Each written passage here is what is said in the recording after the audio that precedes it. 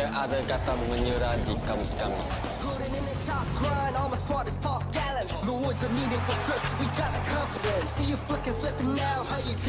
Magkakasama palagi. Kami ang PPL.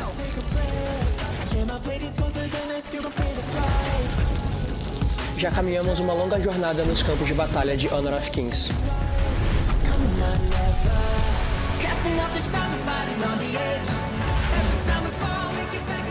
Semalam telah berlalu, hari ini kami buru kejuaraan.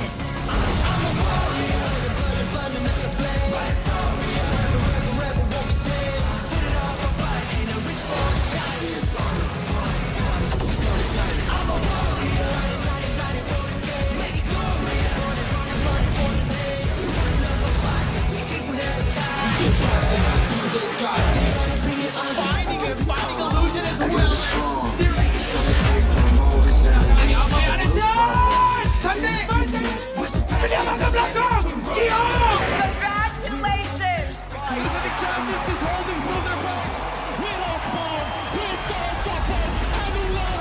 Ele cai! E tem o roubo! Simplesmente!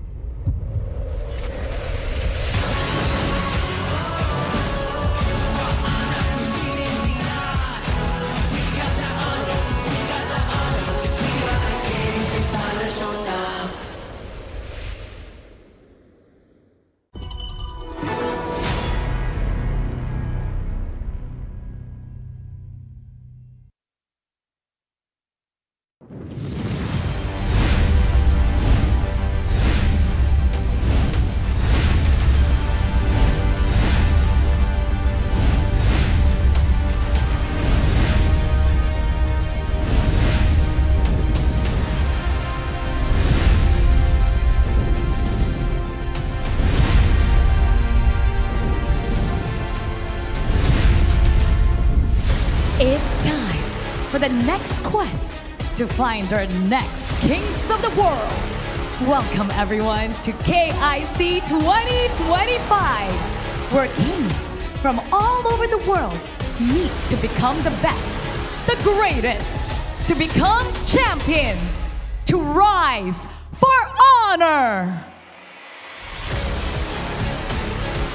Make way for our teams in Group A. Their strength lies in their diversity and their fire burned from the phoenix within. Set the stage ablaze. ACT Esports Club!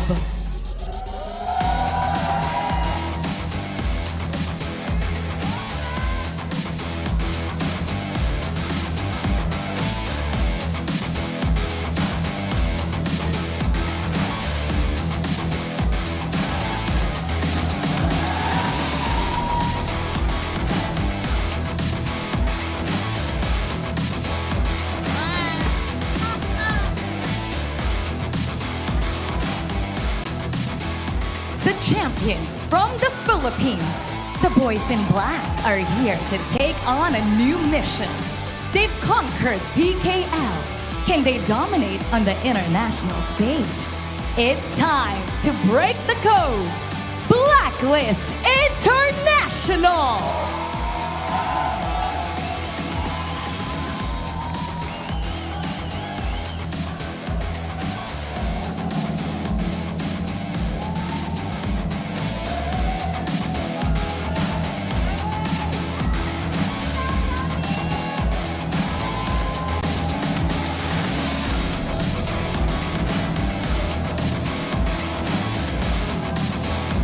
Making their return to the Philippines. Who can forget the greatest red that dominated the stage swiftly on their first appearance? Welcome back, Nongshim RedForce!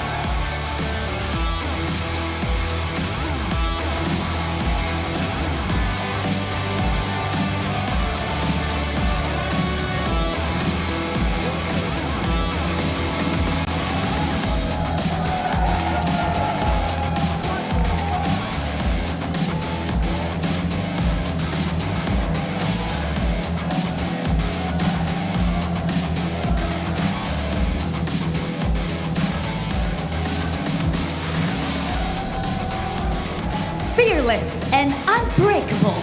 The definition of a team that anyone can rise from the community to the world stage. Hailing from Indonesia, Vesakha Esports!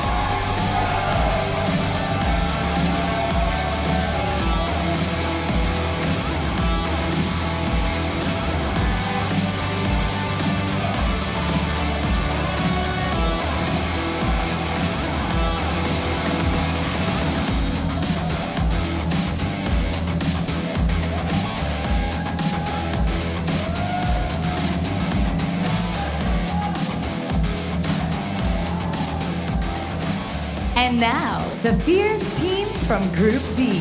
This year, they conquered the Invitational S3 and blasted into the top 3 at KWC 2025. They've shown the world just how explosive a supernova can be. Respected by rivals, feared by many. This is Nova Esports!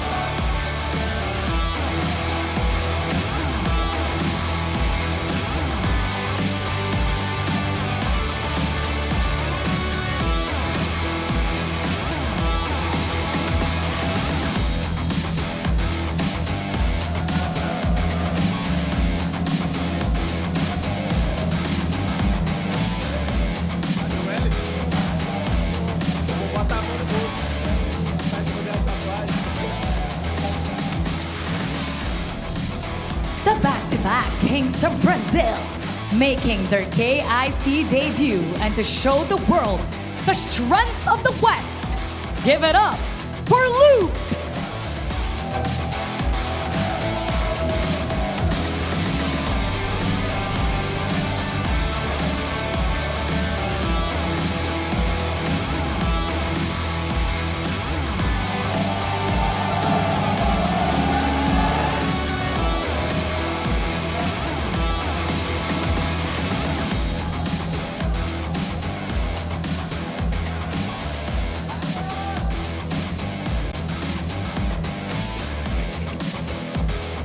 From this year's challengers to world contenders, they've proven themselves as one of the world's elite. Their championship dream is within reach.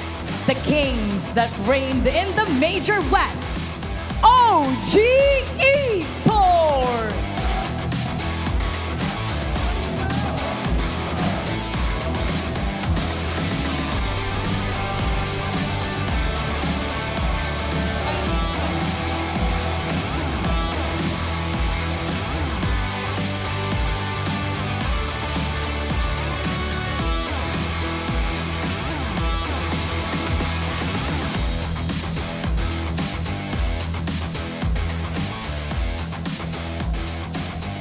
The masterminds from Italy, here to twist the game. Can they give us the plot twist of this year's KIC? Let us welcome Twisted Minds!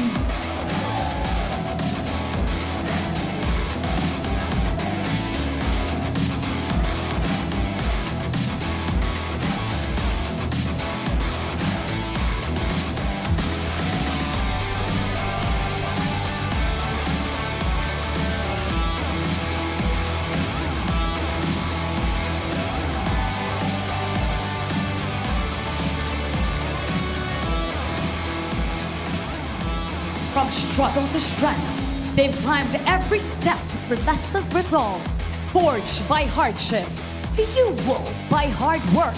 Now, they rise as the new kings of Indonesia. Bigetron by Vitality!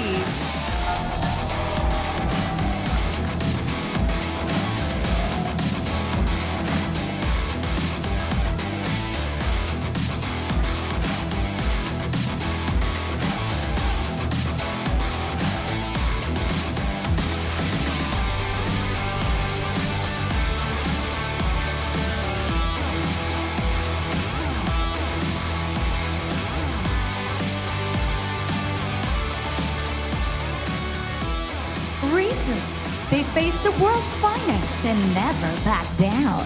Season after season, their legacy only grows stronger. The dazzling stars of the world, Alpha 7 Esports!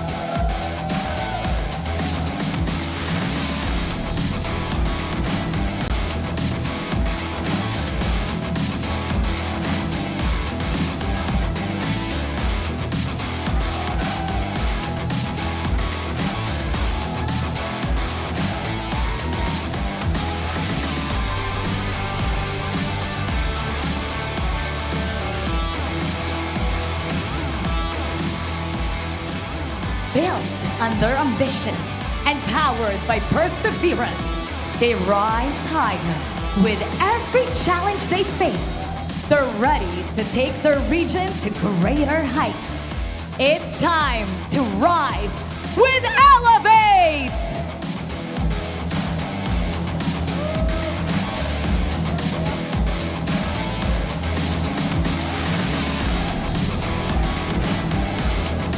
The current kings of sea, relentless and dominating, with new faces and renewed fire, they're ready to rule again. The throne awaits for HomeBois Black Shrew Esports.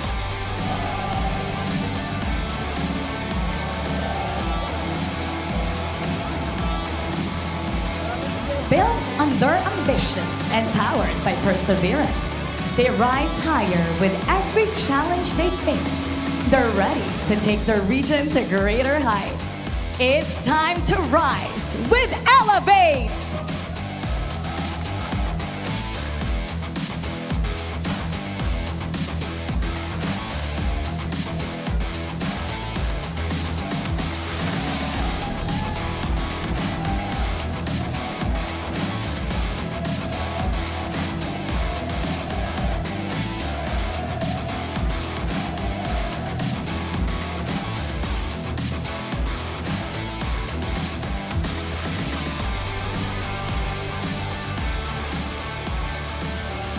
Making an introduction from Malaysia, fearless, they're ready to claim their spot among the world's best. Is it their turn to conquer? Lead the pack. Alpha Makers, here's Alpha Gaming!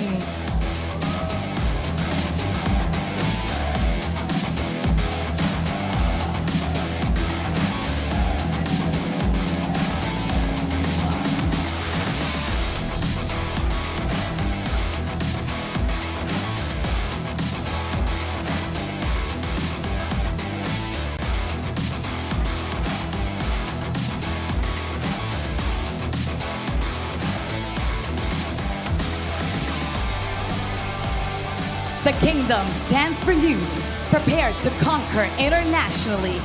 Powered by their community, they now stand poised for a chance at a world championship run. From Indonesia, Viva RRQ!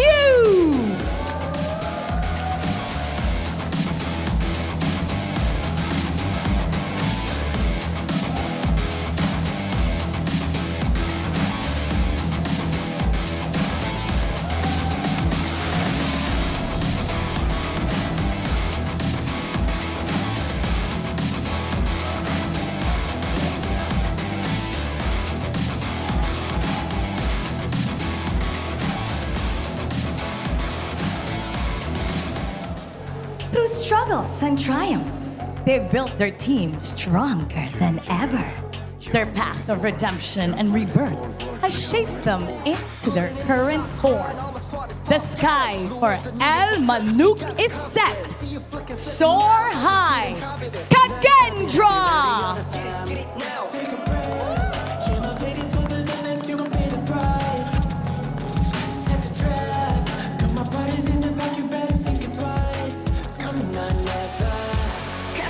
Shadows, yeah, I'm on my way. Stand against the fate, we will be the same. Steeper and steeper, step again. We're gonna dream it up high to live in the skies. You can never stop me fighting on the edge. Every time we fall, we get back again. Chances we're taking won't let us fade down. Kings in their own right, they have proven themselves worthy to be the world contender. The pride of the Philippines will kick off this KIC. Fierce and unstoppable. Unleash the beast and let the hunt begin. Here's Boom Esports!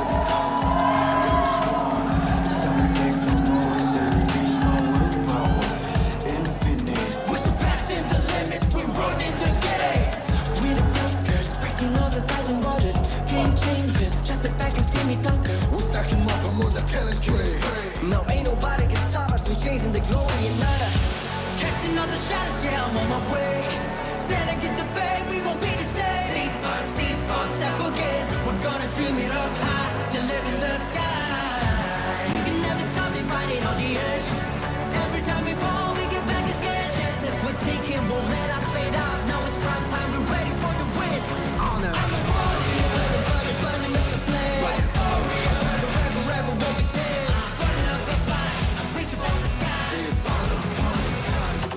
This is the moment we've all been waiting for. To find the true kings of the world. For the crown. For the championship. For the throne. Welcome to the Honor of Kings International Championship 2025. Rise from flame. Rise to victory. Rise for honor.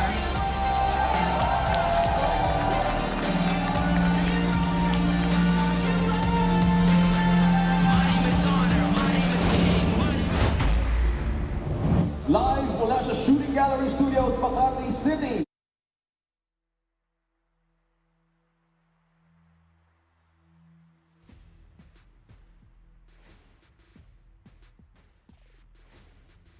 Kita mulakan Honor of Kings Phoenix Reborn Qualifier hari ini. Ada bersama saya Topcast dan juga Hygen.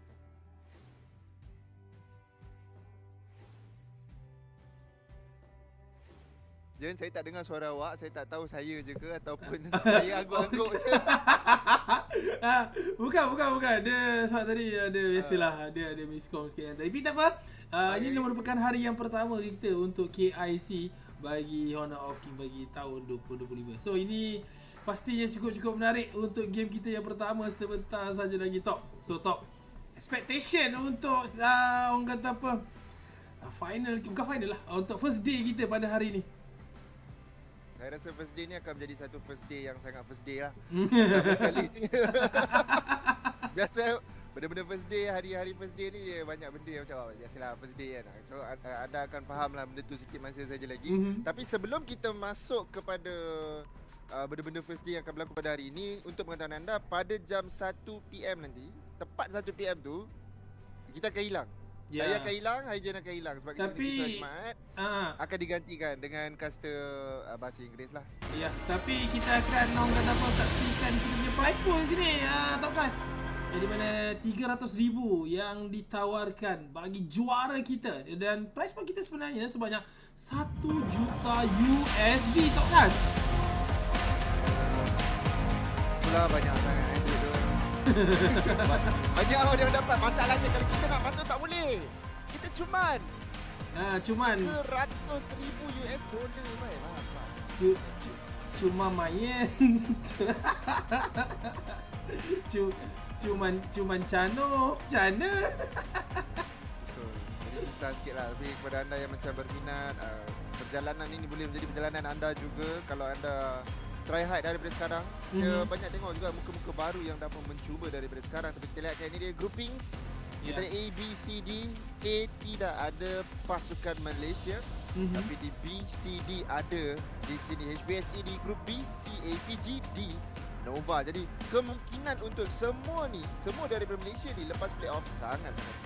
Ya benar, yang di mana untuk grup D dia ada yang satu perkara yang menarik lah. Yang di mana untuk Twisted Mind, OG, yang di mana Nova dah jumpa mereka di peringkat KWC sebelum ini. So pasti ini bukanlah orang kata apa asing lagi untuk mereka. Just kena kembali kepada landasan terbaik mereka. So perlawanan pertama kita sebentar saja lagi, iaitu permainan daripada pasukan KAGENDRA dan juga pasukan Boom, iaitu pasukan daripada tuan rumah kita, iaitu pasukan daripada Filipina.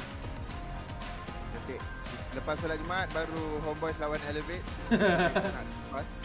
Sebab seperti yang dikatakan tadi Hazen, kita akan berhenti solat sekejap, tapi stream akan terus berlangsung sebenarnya. Anda yang mungkin tak boleh solat ke apa itu bolehlah tengok, tapi yang tengah solat tu kita tinggalkan kejap lah untuk solat jap. Lepas tu kita patah balik dalam pukul 2 lebih kurang, dan kita akan kembali melihatkan dan menonton bersama-sama dengan kami lah untuk KG dan juga Bu pada kali ini. Benar, dan ianya pasti satu perkara yang cukup menarik di sini Topcast, yang kita menjangkakan lah pasti perlawanan yang cukup hebat yang akan ditunjukkan kepada kita, especially untuk perlawanan pembukaan, untuk Boom memberikan satu orang kata amaran yang di mana ini tuan rumah, kita kena buktikan yang kita adalah juara. Tapi lawan mereka adalah pasukan KAGENDRA yang pada saya mereka di IKL antara pasukan yang sangat-sangat konsisten. Walaupun mereka tewas, tetapi mereka antara pasukan yang konsisten bagi liga di Indonesia itu sendiri ataupun di IKL. Saya setujulah. Satu benda yang best untuk di Filipina sekarang ni sebab semua pasukan dah makin kuat. So bila pasukan makin kuat, pasukan yang nombor 2 ataupun nombor 3 kuat pun dah hampir sama level dah dengan pasukan yang nombor 1 iaitu Blacklist kan. So mana-mana pasukan Filipina saya sentiasa letak tinggi dia punya tempat dia. Tapi dalam masa yang sama juga kita tak boleh lupa pasal KAGENDRA sebab cara dia orang main pun memang lain daripada yang lain. So saya betul-betul mengharapkan perlawanan yang sengit pada kali ini. Mungkin 2-1 ke sampai Tempest dan sebagainya, drafting yang menarik, semuanya boleh untuk dilakukan kali ini. Tapi ini dia muka English caster kita. Bukan. Tak saja je nak tunjuk teaser. Tak tunjuk sebab memang muka kita. Oh, tu tak tunjuk. Tak muka tunjuk. kita. Okey, Saya tengah tengok kok tengah nak draft dah ke? Macam tu. Okey, untuk pengetahuan anda, kita full transparent lah dengan viewer kan. Yang tengah push stream sekarang adalah Hagen.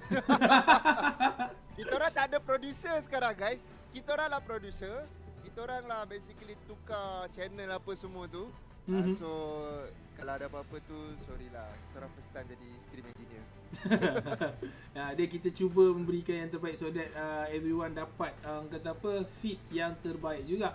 So by right kita tahu KIC ini merupakan pentas yang tertinggi sebab kalau top 3 akan layak pergi ke Challenge Cup yang di mana akan berlawan dengan pasukan-pasukan daripada KPL. So pastinya especially pasukan-pasukan yang ada dalam KIC kali ini, mereka nakkan intensity bermain di peringkat yang lebih tinggi.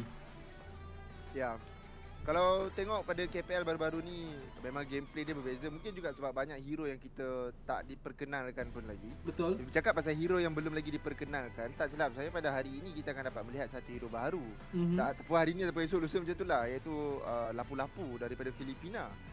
Dan untuk macam setiap negara sekarang ni saya nampak ada beberapa hero yang keluar.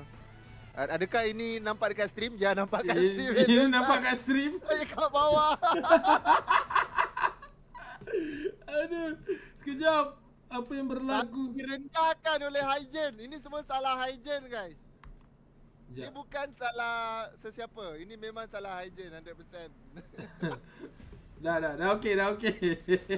Tapi saya pula tak dapat tengok stream sekarang. Sabar. Awak jangan nekan-nekan. Boleh sabar tak? Aduh, saya dah lama. Kita buat macam borak member-member lah dengan viewer ni. Ini macam tengah stream kita lah kan. Macam tengah KLM. Okey, tapi saya rasa kita dah boleh untuk fokus. Kita akan masuk ke dalam fasa draft pick kita di sini Topcast. Perlawanan. Tak nampak skrin. Tak nampak lagi?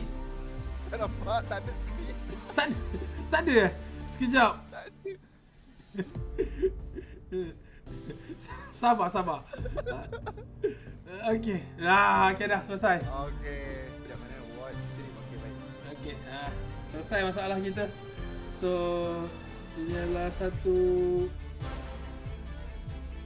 situasi. Hello Mirai. Satu situasi yang cukup menarik.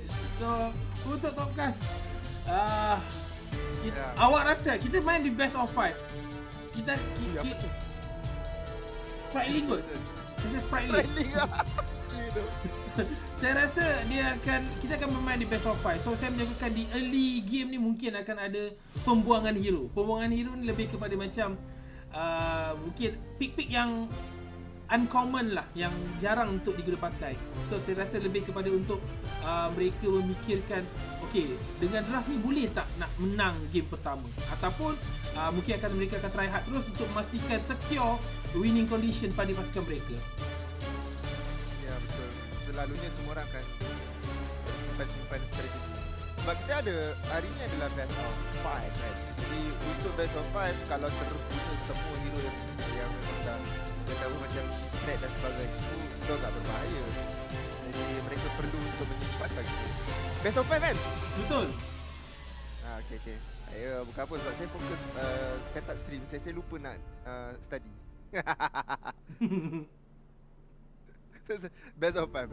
So, ya, perlawanan di antara kedua pasukan yang saya rasa cukup baik, cukup hebat. Saya tak sabar untuk tengok drafting. Adakah akan ada drafting yang saya seronok sebenarnya sekarang ni, sebab banyak hero yang kena buff, banyak hero yang dah kena, ada yang kena nerf. Macam Kaiser sekarang ni dah makin into the meta, walaupun sebelum ni tidak. Sebab masa saya lawan dekat Clash Lane, banyak betul orang yang gunakan Kaiser. Tapi yang baru-baru gunalah, nampaklah baru guna sebab saya boleh makan kan. Oh, faham. Padahal Kaiser tu keras tau sebenarnya. Dia punya ulti tu, tapi somehow ya. Tapi saya tak tahulah, untuk saya ada tengok untuk Zhang Yu antara Clash Lane yang saya rasa sangat-sangat annoyed, yang di mana beliau dah last hit pun dia boleh dapat mendapat damage dengan lebih besar. So itu antara perkara yang pada saya sedikit annoying kalau diguna pakai dengan tepat, dengan crowd control yang ada pada Zhang Yu tu. Pada saya ianya sangat-sangat perlu untuk dimanfaatkan oleh mana-mana pasukan yang ambil dan juga cuba untuk di-match-upkan dengan draft mereka. Kenapa bukan Lee Jin? Kenapa? Okay, kita tanya viewer jugalah. Kenapa Lee Jin tak masuk meta sampai sekarang? Apa kekurangan dia? Dia power kot dekat rank. Betul tak? Dia punya tower dive dia, oi gila-gila. Lepas tu damage pun ada, sustain pun ada, dia ATCC. Tapi kenapa tak sekali pun kita tengok Lee Jin ni dimainkan, ataupun Lee Jin dimainkan dalam tournament? Saya tak pasti kenapa, tapi benda tu mungkinlah sebab dari sudut meta mungkin orang tak berapa, belum lagi dapat untuk match upkan Lee Jin tu untuk dimainkan secara orang kata apa, secara berkesan lah. So pastinya untuk dalam situasi sekarang ni, main akan memikirkan cara draft yang lebih bersesuaian untuk mereka bawakan. Sokyo cakap, saya lagu background kuat, caster cakap kurang dengar. Okay, producer tolong kurangkan sikit. Come on lah producer, tak perform lah producer kita guys. Okay dah, saya dah slowkan dah kawan. Slowkan sikit guys. Okay, producer kita nama dia Hygiene guys dia lah producer, dia lah cast macam mana tu. Okay dah ke? Kata tak tahulah kan, kalau dia ada komplain nanti kita fix balik. Saya sentiasa tengok komen. Saya juga adalah pemerhati komen tetap. Okay, bak kata kawan-kawan kita ni, dia kata kalau pakai Lee Sin akan senang kena aim, lepas tu tak cukup lincah. Tak selincah main aku. Katanya faham. Tahu tak kenapa aku letak nama aku top cast? Kenapa? Sebab aku akan sentiasa main dekat top lane. Clash lane kan, top lane kan. Faham. So aku dah tahu dah aku punya destinasi kat mana masa aku letak nama. Tapi ya, Dharma kena ban sekarang. Benar, Dharma yang ini adalah satu draft biasalah untuk di-ban keluar hero-hero seperti ini, yang di mana kita sedia maklum dengan crowd control yang ada pada Dharma ni, kadang-kala kena pada setupnya sangat-sangat annoying. Yang antara momen yang paling kita ingati adalah mana siang setup dekat kawasan, saya tak pasti Tyrant ke Overlord, yang di mana dia letakkan 3 orang terus ke dinding dan ada follow up daripada rakan-rakan dia tu yang sangat-sangat annoying. So pastinya Boskan Boom tak mahukan Dharma ini ada di dalam game kita buat kali ini, di mana Zhang Fei turut dikeluarkan, begitu juga dengan Luna. Ya betul, tapi okay, bila keluarnya Arlie daripada Boom, confirm ini adalah line up Dolia yang Jan. daripada KAGENDRA. Kalau diorang terlepas ataupun gunakan Dolian untuk benda lain, saya rasa itu agak sia-sia. Dan dalam masa sama juga, Boom seolah-olah memancing KAGENDRA untuk menggunakan Dolian yang Jan. Kalau Dolian ni dia pair dengan orang lain kan, saya rasa bazir Dolian sebab boleh pakai sekali je kan Dolian ni. Ya, betul. So diorang kena make sure mereka bawakan yang tepat, tetapi combo seperti biasa iaitu yang Jan dan juga Dolian. Ini satu perkara yang sangat-sangat menarik, yang di mana dia reset orang kata apa, ulti nanti menangis lah kalau yang kena nanti. Betul. Untuk Wira ataupun untuk yang Jan, dia punya passive dia boleh jadi besar. Dia punya ultimate dia boleh dapat lifesteal yang cukup tinggi. Tapi itulah kenapa adanya Angela ya di sini untuk memberikan consistent damage kepada bagaimana keras pun Wirau ataupun Yang Jan nanti masih lagi boleh dijatuhkan. Datang pula sustain yang kedua. Jawapan kepada jawapan untuk setiap drafting. You just added a browser source. Itu saya je yang nampak. Awak je nampak. Awak je nampak. Saya nampak. Okay guys, sekali lagi mungkin ada tanya-tanya kenapa live stream official macam ni. Untuk pengetahuan anda, Hygen sekarang ni menjadi producer, Hygen jugalah menjadi caster. Jadi dia buat dua kerja sekaligus. Saya agak lengang sikit. Jadi yang mungkin merepek dan merapu lebih tu adalah saya lah. Kita bagi Hygen ruang biasakan diri jadi producer dia first time.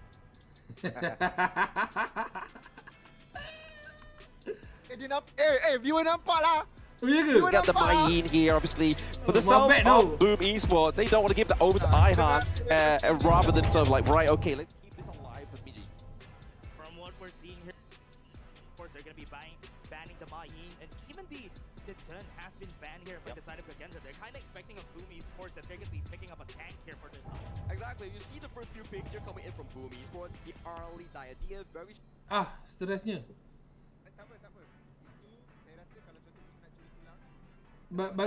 Bagi English cakap kan. Biar dia orang bercakap. Sagi kan? Sagi dengan Howler tak silap. Dengan Blam.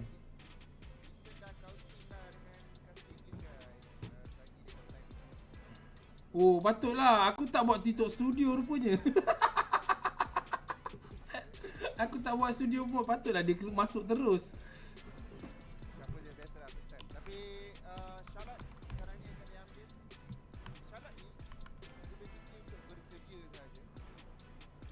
Here, if they want to just put distance between them against the side of KAGENDRA, because there's a lot of close range power. Byron sekarang ini telah pun diambil kembali.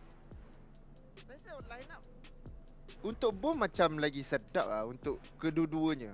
Sustain dan juga damage. Betul. KAGENDRA punya juga dijawab dan dibalas di paling hujung sekali, barulah keluarnya pay. Apakah jawapan daripada KAGENDRA? Ya, benar. Apakah yang mereka ingin bawa untuk melengkapkan fasa draft pick untuk game pertama kita pada tengah hari ini? KAGENDRA dan juga Boom. Di mana Chano awal untuk hero ini dikeluarkan. Tapi Lung tak ambil walaupun tak ada yang ban. Interesting. Sebab awal lagi kan? Ya. Saya rasa awal lagi. Tapi sebabkan ini adalah best of 5, memang diorang kena berjimat-jimat. Ya, benar. Kena berjimat-jimat. So kena orang kata pilih dengan sebaik mungkin. So macam kita kena all out kalau kita lah. Sebab kita main rank. Bukan, kita terpaksa. Kalau kita main tournament, kita terpaksa. Kita kena all out sebab menang game pertama tu ibarat dah champion lah. Betul. Sangat setuju. Saya rasa bila-bila nanti kalau ada rezeki, kita akan cubalah untuk buat benda tu. Tapi sekarang ni untuk line up daripada KAGENDRA dan juga Boom, kedua-duanya ada jawapan masing-masing daripada segi sustain, damage dan juga jungling capability yang cukup baik. Sebenarnya ini hujung-hujungnya adalah di execution sahaja untuk Boom dan juga KAGENDRA kali ini. Ya, benar. So pastinya untuk Boom dan juga KAGENDRA, mereka akan memikirkan apakah permainan dan juga strategi yang akan mereka cuba bawakan dengan draft yang mereka miliki buat waktu ini untuk memastikan momentum dan juga kemenangan itu ada pada mereka buat ketika ini. Di mana lihat bagaimana fist bump bagi untuk mereka memulakan permainan. Di bumi Manila mereka bersua bersama misi menjadi juara. Pentas antara bangsa kini dibuka mencari sang raja menduduki tahta. Ayo kita masuk ke dalam King Josh. Perlawanannya pertama bagi pembukaan KIC di antara pasukan Boom Esports dan juga pasukan KAGENDRA daripada Indonesia untuk mereka merentap untuk mendapatkan kemenangan dan juga memberikan satu mesej yang cukup jelas kepada pasukan-pasukan yang bertanding di dalam kejohanan kali ini. Ayolah RedForce.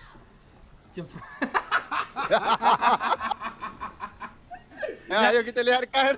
Jangan sebutlah. Tapi smart tu. Smart. Kemas. Ini dia di antara Boom dan juga KAGENDRA. Perlawanan pertama pembukaan untuk KIC pada kali ini. Bak kata Bonyat kata draft ni KG wajib menang. Kalau kalah KAGENDRA dah rugi draft. Saya setuju sebab betul. Untuk mengeluarkan Dolia dan juga Yang Jan, kalau kalah, down no.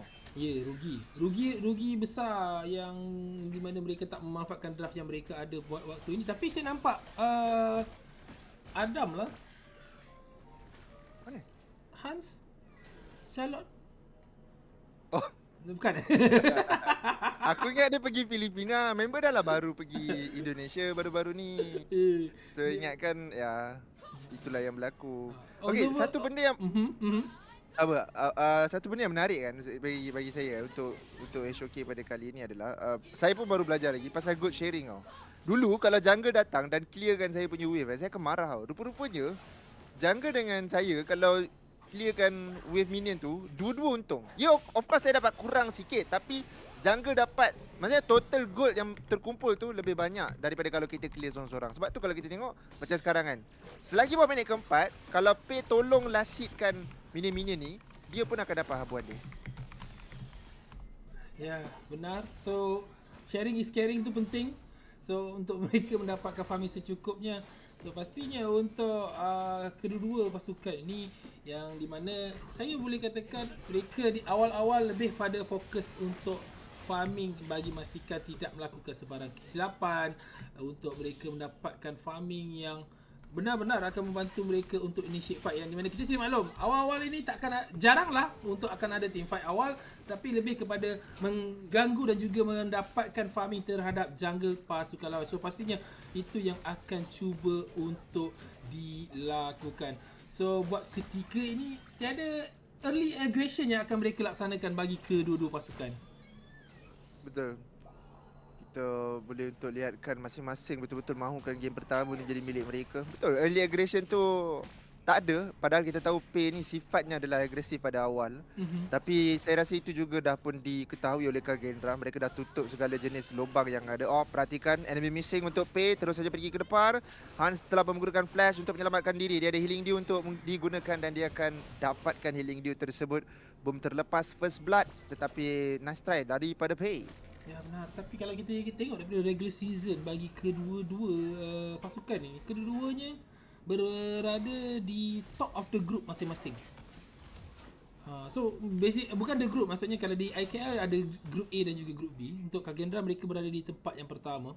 Sementara itu untuk Boom ketika di regular season mereka berada di tempat yang pertama juga. So yang di mana ini membuktikan mereka kuat di awal-awal season. Cumanya mungkin ada beberapa kesilapan yang menyebabkan mereka terlewat. Tapi lihat bagaimana tekanan yang diberikan, tapi tiada paksaan ataupun aksi selanjutnya untuk mereka cuba untuk mendapatkan kill yang pertama. Dengan 30 saat sebentar saja lagi, lihat bagaimana damage yang diberikan daripada Tatsuri.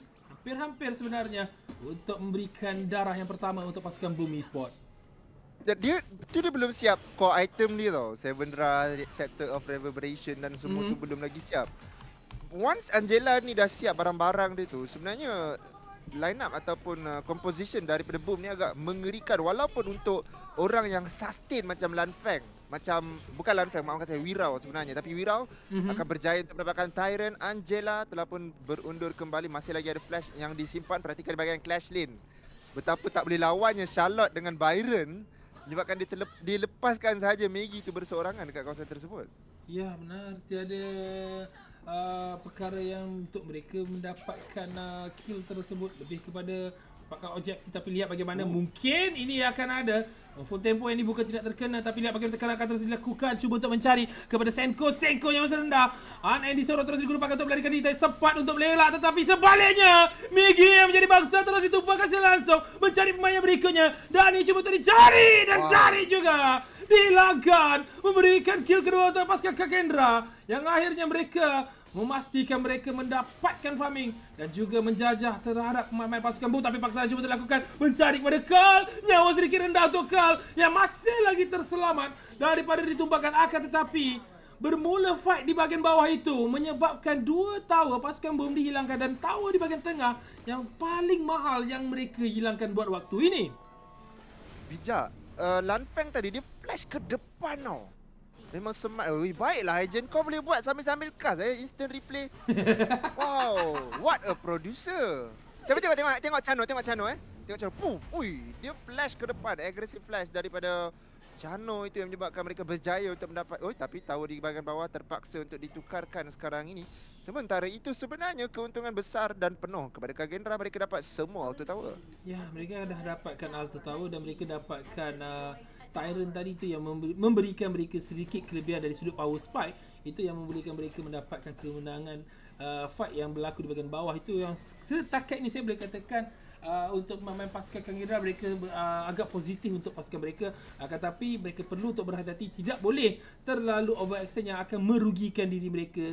Seandainya terlalu banyak pick off yang berlaku kepada pemain mereka ketika paksaan yang mereka lakukan itu gagal untuk dilaksanakan. Ya benar. Sekarang ni yang saya kagumnya macam ni instant replay tu kau boleh buat sharp laju tu Jen, baik tu. Rahsia. Tepat pula tu. Observer ni pun kau buat juga tengok guys. Kalau tak nampak fight kita blame dia, tapi sekarang full tempo dah pergi ke depan. Ada satu serangan yang cuba dilakukan dan Jela dirata begitu saja. Full tempo yang sepatutnya menjadi satu resepi untuk menjatuhkan Wirau. Nampaknya memakan diri. Dia tak boleh lari tempat lain. Dia tak ada flash habis. Ya benar, tapi lihat bagaimana Lanfeng cuba untuk memberikan tekanan bila mengesan kedudukan Karl sebentar tadi, dan paksaan daripada pasukan KAGENDRA cuba untuk memberikan tekanan di bahagian tengah. Mereka cuba untuk menolak pemain pasukan Boom. Mereka cuba untuk mendapatkan high ground tower ini untuk memastikan pengawalan map terus dapat mereka lakukan terhadap pemain pasukan Boom. Akan tetapi kill masih lagi tidak begitu besar dan jumlah gol 3,000 gol yang dipisahkan setakat ini masih lagi boleh sebenarnya untuk pasukan Boom melakukan kebangkitan, dan mereka perlu untuk mengelakkan lagi mengambil fight ataupun memberikan lagi kill kepada pemain pasukan KAGENDRA. Masalah dengan banyak tower yang dah hilang ni adalah kegelapan map. Map kau jadi gelap gila. Betul. Just ada dekat tower je kan. Dan kita tahu Tatsuri Pay ni perlukan jungling. Dia perlukan segala jenis resources yang dia ada untuk dapatkan damage. Masalah sekarang benda itu dah tak ada. Semuanya di gatekeep oleh pasukan KAGENDRA dengan cukup baik. Ya benar, dan itu yang mereka manfaatkan setakat ini oleh pemain pasukan KAGENDRA. Mereka akan dapatkan tower di bahagian tengah ini, tapi lihat bagaimana tekanan akan terus dilakukan mencari pemain di bahagian belakang. Tatsuri dilagan begitu saja, tetapi sedikit overextend daripada Hans, yang di mana Hans berjaya untuk ditumpahkan. Ada trik yang penting dapat dilakukan, yang di mana pemain pasukan KAGENDRA sedang memberikan lagi tekanan, mereka cuba untuk mendapatkan, tapi lihat bagaimana Migi masuk memberikan hentakan knock-up yang baik, tetapi follow up sedikit jauh untuk dilakukan. Wirau masih lagi bertahan, move full tempo yang dikenakan memberikan sedikit movement ke perlahan dan draw dilangkap begitu saja. Wirau ditumpahkan oleh Dani, mencari kepada Karl. Migi berjaya untuk dijatuhkan. 2 individu yang berbaki untuk pasukan Boom melakukan pertahanan. Sangat-sangat cantik. Tapi tapi ada Ananding Soro. Itulah bagaimana jawapan kepada Angela daripada pasukan KAGENDRA. Ya betul, ada satu consistent damage ataupun burst damage magic daripada Tatsuri, tapi jawapan Ananding Soro, jawapan daripada Wirau punya lifesteal dan sebagainya terlalu banyak sebenarnya untuk satu damage yang saya rasa satu benda je yang boleh jatuhkan diorang. Itu Tatsuri untuk awal-awal game ni sekurang-kurangnya. Tapi ya segala-galanya dah pun diberikan jawapan daripada KAGENDRA. Daripada drafting kita pun dah tahu yang Jandolia ni sangat-sangat sustain dekat depan. Kemudian ditambah pula dengan Yuhuan, ditambah pula lagi dengan kolam Dolia. Healing capability daripada pasukan KAGENDRA ni sangat besar. Jadi apa yang perlu dibuat sekarang, macam si Angela, dia dah buat kepala ular dulu.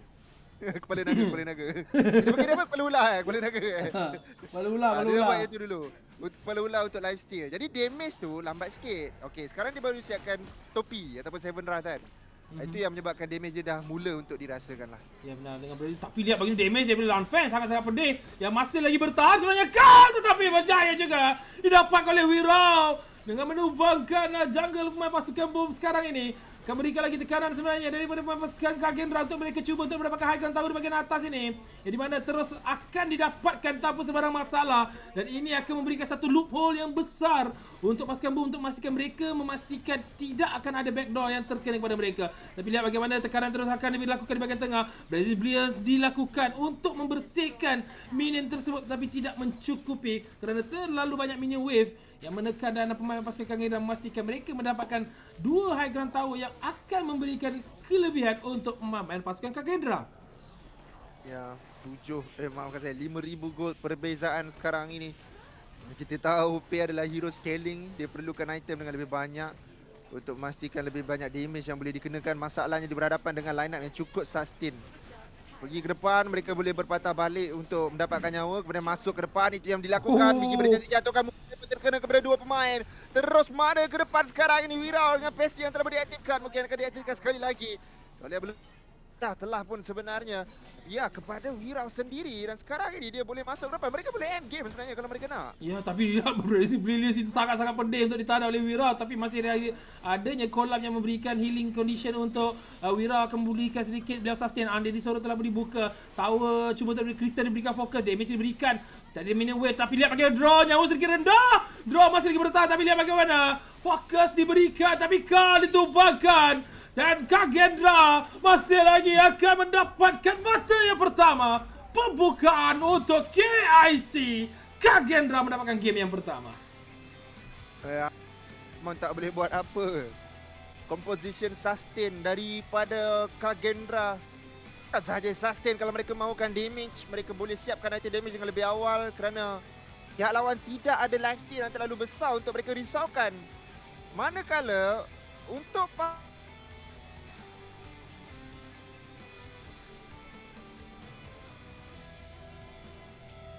ya, hello? Top? Are you there? Top? Hello?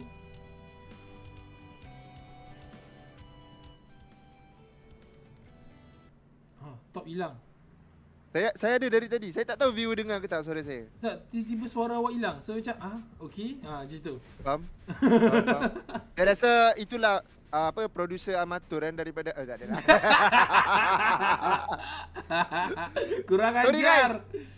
Sorry guys. Kita orang buat sendiri semua benda. Kita orang tak ada producer dekat belakang. Producernya adalah ni. Dia ni. Apa blame dia. Tapi kalau benda cantik pun puji dia juga. Kita 50-50 lah. Kita cantik-cantik kan lah. Betul tak? Bagi je. Tapi game tadi dah boleh kita katakan dari sudut draft tu dah memang sebenarnya kelebihan tu telah pun ada untuk pemain pasukan KAGENDRA. Cumanya mungkin boom draft diorang terlalu safe saya kira, yang mana terlalu nak menyimpan and mungkin mungkin mereka nak comeback pada game-game berikutnya, mungkin nak menang 3-1. Ya, macam seolah-olah betul. Saya setuju sebab ban mereka adalah ban kepada Jangfi dan juga Dharma. Lepas tu mereka tak first pick pay. Macam seolah-olah nak minta juga enemy ambil pay kan. Mereka first pick early. Kemudian mereka benarkan yang Jandolia. Lepas tu dah lah yang Jandolia. Yang Jandolia Yuhuan lagi. Bapak sustain kau-kau. Itu menyebabkan mungkin lah kan. Saya rasa ada merit juga apa yang Aja cakap. Mungkin mereka macam kalah je lah. Baik je lah Angela. Ya betul. Dia macam bagi je. Dia macam ambil. Sebab apa tau? Kalau tengok power pick tadi daripada pemain pasukan KAGENDRA dah besar.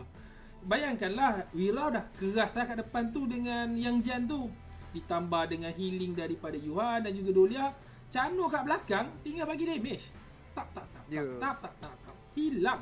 Berapa kali Kal yang Kal Migi yang gunakan orang kata apa bukan Kal lah, tapi Migi yang gunakan Byron pun yang orang kata apa memang tebal nyawanya pun dah dicairkan begitu mudah dengan oleh Chano sebab dah ada orang fit dia kat depan. Padahal kan Byron lawan Chano ni bagi saya lah kan, mungkin view lebih betul kan sebab saya baru-baru lagi pakai Byron. Saya dah ada hero lain. Tapi kalau Byron lawan Chano, sebab kan serigala Chano tu ada depan mata kan. Dia bila dia skill satu tu, dia lagi cepat untuk dapat dia punya energi tu tau. Jadi dia lagi boleh untuk keras dengan lebih lama sebenarnya. Tapi benda tu tak berlaku dekat sini. Jawapan daripada Byron tersebut, ya saya rasa bukan sebab Byron. Ini basically just line up sustain, terlalu sustain daripada KAGENDRA yang menyebabkan Boom memang susah nak buat apa-apa. Benar, dan inilah dia kita punya result untuk game pertama tadi, yang di mana Lu sebagai Dolia tadi dengan 11 assist 0-0-0-0-0-1-1. Dah macam player Liverpool tu, Ritz. Apa? Aku tak minat Liverpool. Oh, bukan. Saja borak. Tapi lihat bagaimana. Sebab dia bawah sangat kan sekarang. Faham. Yang nombor 1 je. Faham.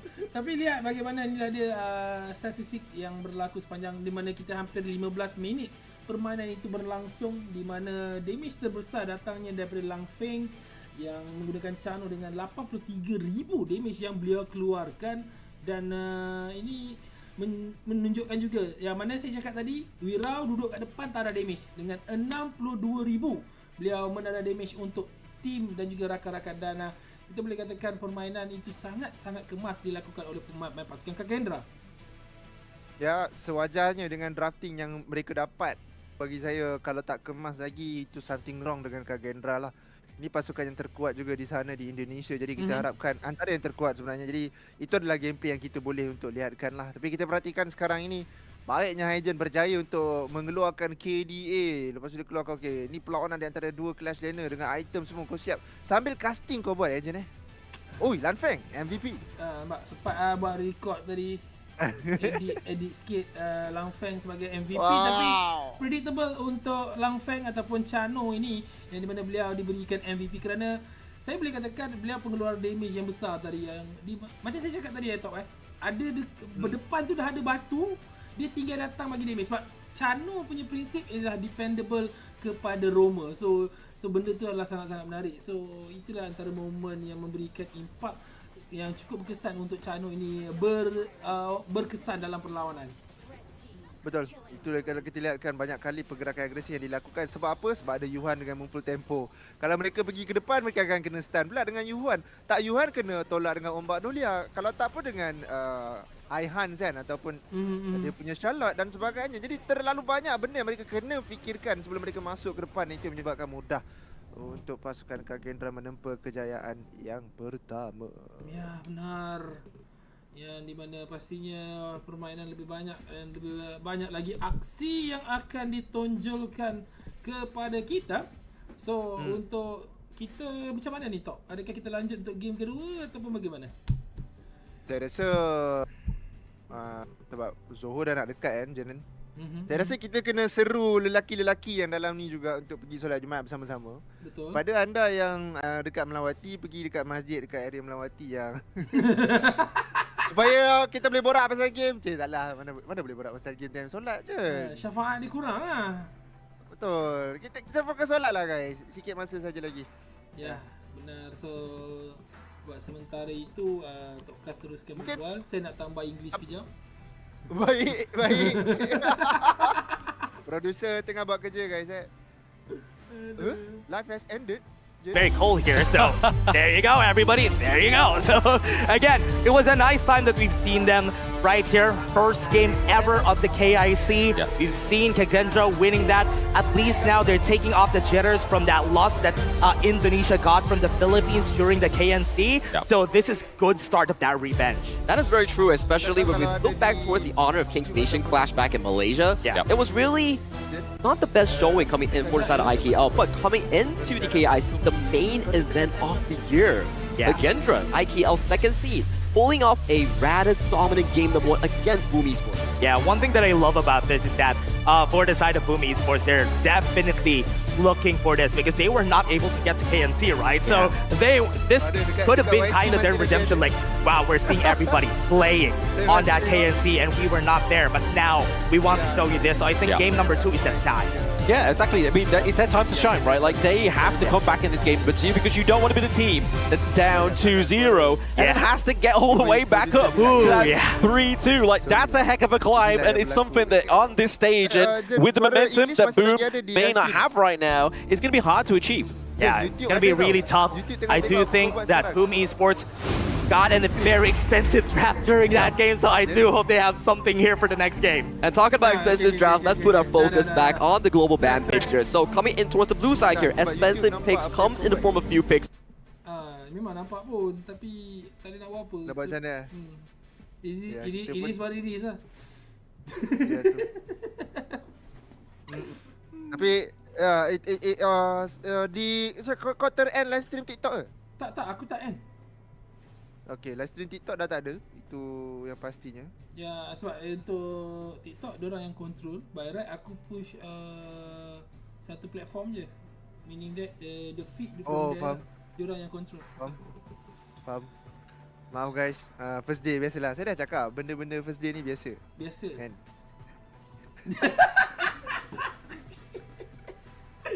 Astaghfirullah. Actually, we have tak expect sebenarnya untuk benda-benda macam ni, but it's okay, it's a learning process.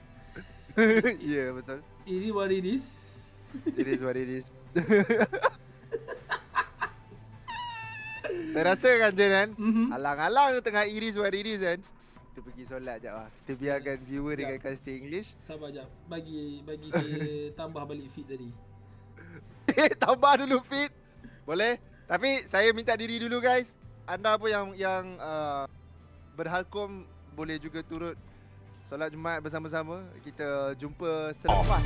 Yeah, I mean, obviously it made sense in a way, but it just wasn't executed in the way that it needed to make sense, right? Like, we needed the Byron to be in there with the front line, which we saw Miji do quite a few times, but it just wasn't successful enough because of all that kind of like that disengage that KAGENDRA has, right? Obviously, you have the wave breaker, you have the large AoE CC from the Q1, so as soon as he dives in there, he's pretty much stuck. Ya, anda boleh terus Salah tu. Salah Salah. Tak apa. Panik lah. Saya tak boleh lah macam ni. Ya, sebab dua benda sekaligus kita faham lah. Tapi tak apa, lepas solat tu kita akan jadi better sikit kot. Sebab tak ada apa-apa sangat lah. Tak jadi better dia. Tak ada. Slowly but surely start creeping onto them if they cannot find their marker in this pick and ban phase here. But the first things first, who goes over to the blue side, who goes over to the red side, that will be an interesting start going into this pick and ban phase.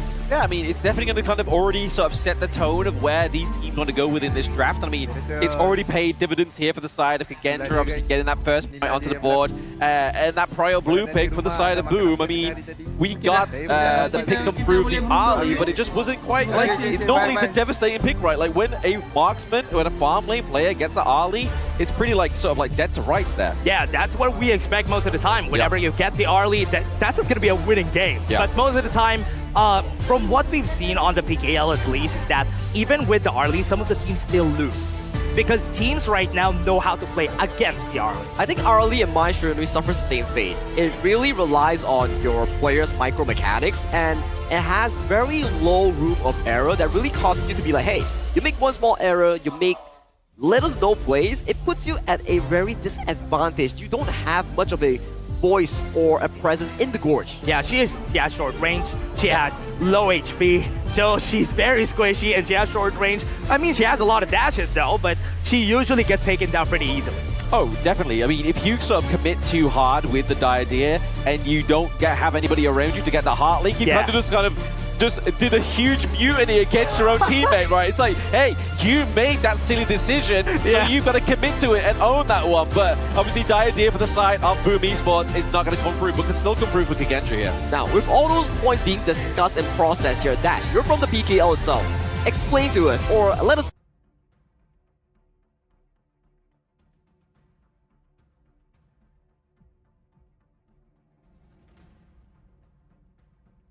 usually come back from it, and I hope it works out here, because remember with the with what they did before, I don't know if it's gonna work against KAGENDRA, but against the Philippine teams, it works. It will definitely work here, especially as we go into game number 2 of the draft here, with Arlie being the first ban coming in for the side of Boom Esports. Things will start to see a bit of a change here, especially I want to see Boom.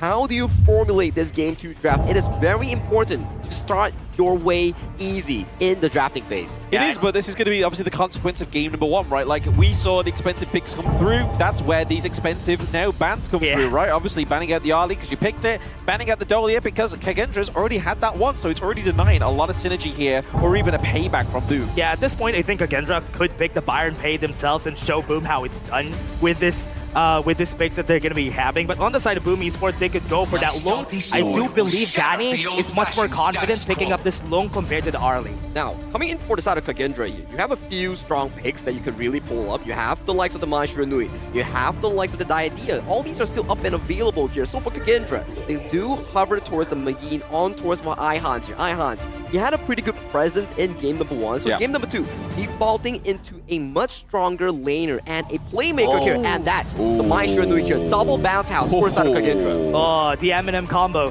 as I call it. The Maestro Nui and the Magin. Oh yeah, double M's. Yeah, both of them are going to be going to the back line. It's a good thing that Boom Esports has the Lung at least on their side. The Zhangfei is just going to be there to help out if ever this too will dive that back line. Exactly what you're saying there. Like, obviously, this is the Eminem combo. Yeah. And just like the peanut M&Ms, it's quite nutty when he gets onto the gorge, right? Like, you want to be able to get onto the back line, especially onto this Lung. Like, you really got to hope that Danny chooses the use of that infinite vastness, the ultimate here from Lung, at perfect timing. Yeah, he needs to think about this. But on the other hand here, Tatsuri is going to be going on that Yixing for that pick. Having that passive really will help. And also, one of the things that I love about the Yixing Maestro Nui matchup is that he doesn't get killed a lot by the Maestro Nui, because most of the time, when Maestro Nui wants to kill her, the passive is up. And you talk about like having passive, having like survivability for the side of Boom Esports, sufficient peel coming in from Draw Zhangfei, and double bailout coming in from the Lung and also the Yixing here. But look at KAGENDRA. They're all in or nothing in this draft. Triple knockup from Lianpo, from Maestro Nui, and Magin in that first 3 pick. I was kind of expecting a Yu-Huan for the side of Boom Esports. They pick up the Yu-Huan for themselves, get the Zoya, then they have at least an easy combo to pull off here, especially against that very aggressive composition that KAGENDRA has drafted. Yeah, exactly. It's very aggressive, right? Like, especially access onto the backline, which when we're looking at what Boom has right now, is that's where your damage is lying, right? Like the Yixing as well as the Lung. If you have 3 heroes trying to get on top of you, that's going to be a hard kind of a matchup to try and basically deny. So really here from Boom, we need to see some more CC, maybe some kind of like single target CC from a front line. Yeah, and I think they do need a lot more DPS here for the team, because they already have the crowd controls on their side. That's why from the side of KAGENDRA, I like the Charlotte ban, because that could actually fill up the gap in where the damage is going to come from the side of Boom.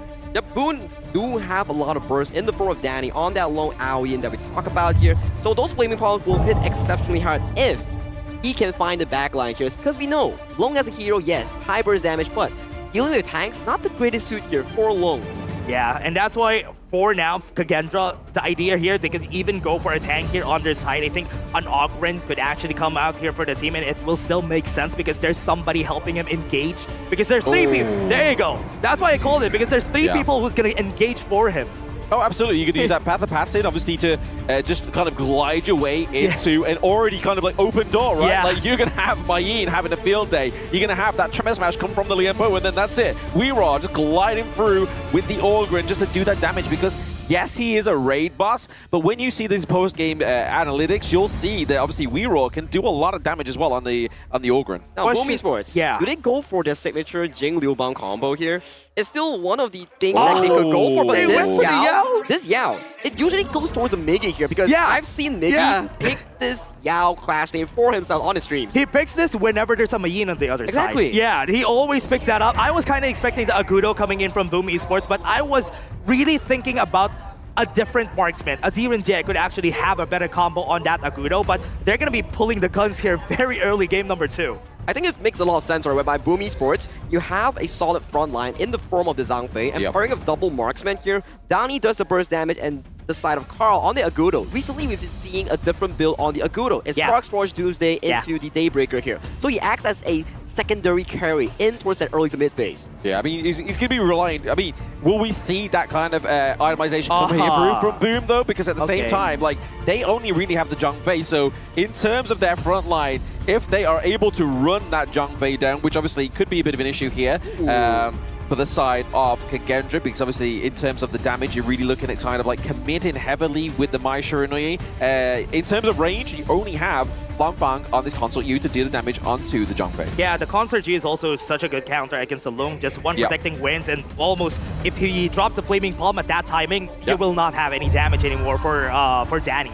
But I like how Bland mentioned regarding range, right? If you see towards the side of KAGENDRA, a lot of engage, but if the first engage doesn't make it big, I think their subsequent ones are going to be pretty difficult in those team fights here. For the side of Boom Esports, they have very consistent DPS, but once the Zhang Fei goes down, that's going to be a bit of an issue here because that's their only front line coming into this game number 2. Yeah, that's going to be the idea here for their composition, right? But what I'm thinking here for the side of Boom Esports, they're going to be sieging a lot more. They're not going to be taking those fights. I do believe KAGENDRA is going to be forcing those fights a lot more in this game. They could be. I mean, they have to, right? Like, they have to make sure they either getting the pick up onto the Yixing, getting the pick up onto the Lung, and then just kind of just open that team fight for themselves. Yeah. If not, if they start to lose a little bit of their front line, because we see that Danny got online a little bit early, gets that Eternity Blade pretty early on, that could be an issue here for the side of KAGENDRA as well. And I'm very interested to see what Danny will be building on that Lung here. We've seen the trying crit build on the Lung, where you go Eternity, Shadow Ripper into the Daybreaker. That's the core build if there's a lot of tanks on the enemy team. Or you go for the traditional one with the Master Sword, Starbreaker, and also Eternity Blade. Really burst down the back line here. But that's all to answer in the game itself. This is game number 2 between Boom Esports and KAGENDRA. Will Boom Esports come back from that deficit of a 0-1, or will KAGENDRA push it towards series point? Boys, take it away. That's definitely the question that needs answering here for Boom Esports. Will they be able to get this game number 2, or will KAGENDRA take it home and make it hard for Boom Esports? I mean, it's going to be a difficult one if KAGENDRA get this to 2-0, right? We've already alluded to the fact that if they do get 2-0 here, Boom have a big staircase to climb. But at the moment, that pressure being put onto the side of Boom, once again, taking away those boars. We saw the same thing from Senko in game number 1. Yeah, and we have seen it. This is going to be the pressure that they want to do. Boom Esports did this against KAGENDRA a while ago when they had the Pei Byron taking out the Firehawk on the top side of the map.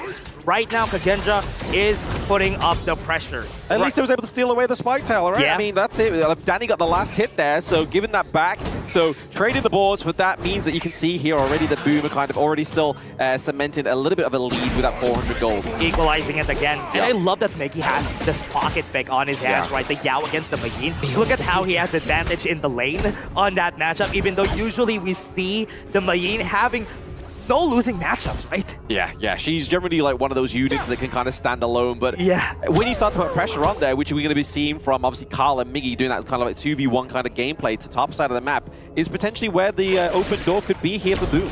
Yeah. Will it be love? That is the question here for their side. KAGENDRA, they are going to be taking this. Right now, they're just taking out the mid lane here for Carl, just getting that extra XP, even for Reroll here for the side of KAGENDRA. So this is going to be what they're doing for now. Yeah, just tip for tat into the mid lane, right? Just making sure they're trying to get some kind of pressure created here at the same time. But it is also ultimately going to go over to the side of Boom there with that gold lead once again. But there, obviously, first match of the day, Senko wants to beat Boom Esports so he can feel more confident going into this tournament.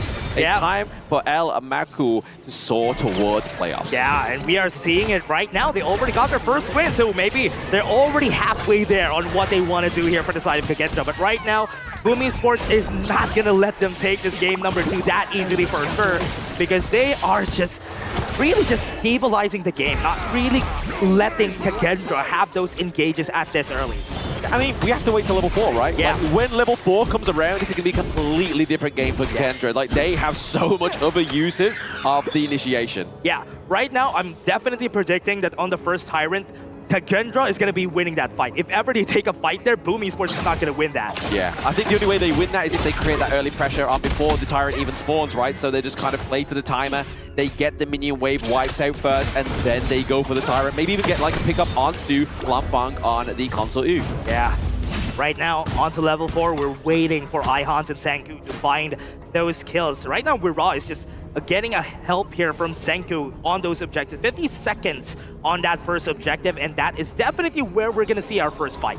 Oh, yeah. It's the calm before the storm, right? But at the same time, you've seen this buddy system come through from Senko, Weeraw, as well as Lu. They're looking like a unit, man. Like, that's not something you want to be running into if you go into the run bush. Yeah, when you run into them, you're definitely not going to survive that. No. And this is what they don't want to do. That's why Boom has been very cautious of moving into the brushes, because anybody could be there, and just whoever is there, you're going to be dead. Yeah, exactly. There's a lot of paranoia, a lot of anxiety onto the side of Boom Esports. Yeah, we're seeing it right now, Boom Esports. They're definitely seeing Lu here. They're going to be getting the knockback onto the guy, but he's not going to be dying for sure. Yeah, he's a Lian Po, man. He can just literally, he can walk into any brush and be like, you know what, I can walk away, guys. It's fine, don't worry about me. Yeah, you won't be able to kill me. Yeah, I mean, they were kind of hoping that Senko was going to come into that brush, right? You can see what Boom was doing, but at the same time, they're playing these side lanes very much to a equal footing between these two teams. Yeah, and you can definitely see how fast iHands has been here on the lane already, onto the mid lane just to put the pressure on the other team.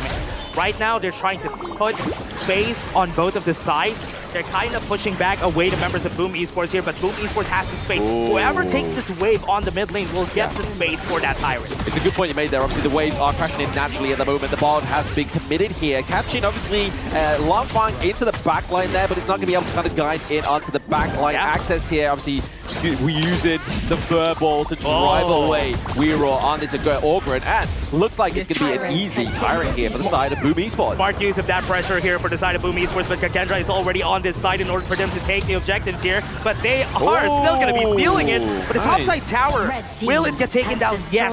So that is an Azure buff taken down, and also on the top side, a tower for that Tyrant. It's a healthy trade, right? Like, if you take away a T1 top side of the map, if you take away that Azure Golem from a pick like Carl onto the Agudo as well, right? But if Boom doesn't do anything with this Tyrant buff, like get some kind of kills onto the board, that's definitely going to be the trade of KAGENDRA in a little bit of a later understanding. Yeah, that's a big loss for them if ever they won't be able to find the kills here. I think one of the good things about that, though, just thinking positively, optimistically about that, is that at least it's not on KAGENDRA's side. Because if KAGENDRA gets it, they're going to fight the kill for sure. Oh, sure. Yeah, absolutely. I mean, they've stolen away. Maybe they've delayed the inevitable a bit here by the side of Boom Esports. But they need to create some pressure, right? Obviously, they need to try and kind of like hinder this pressure that KAGENDRA is obviously made in top side of the map.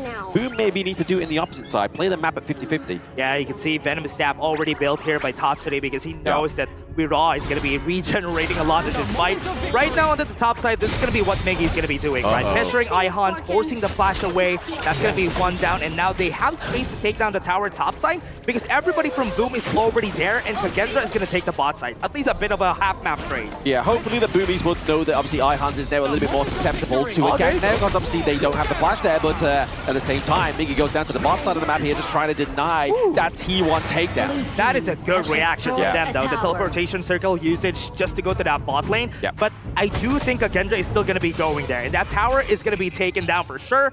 And with the pressure added, KAGENDRA is also on the bot side jungle here of Boom Esports. They're kind of always keeping check at Digi as well, right? Like you saw there, Senko was just trying to kind of just use that. That was close. The Baisha Inui just to kind of just keep check of where Migi was going to be, because obviously if they don't know where he is, he could gain access onto that console U, which could be trouble here for the side of KAGENDRA. Miggy has a lot of damage though, that is very scary. Langfang is in danger, but now Rao gonna be knocked back.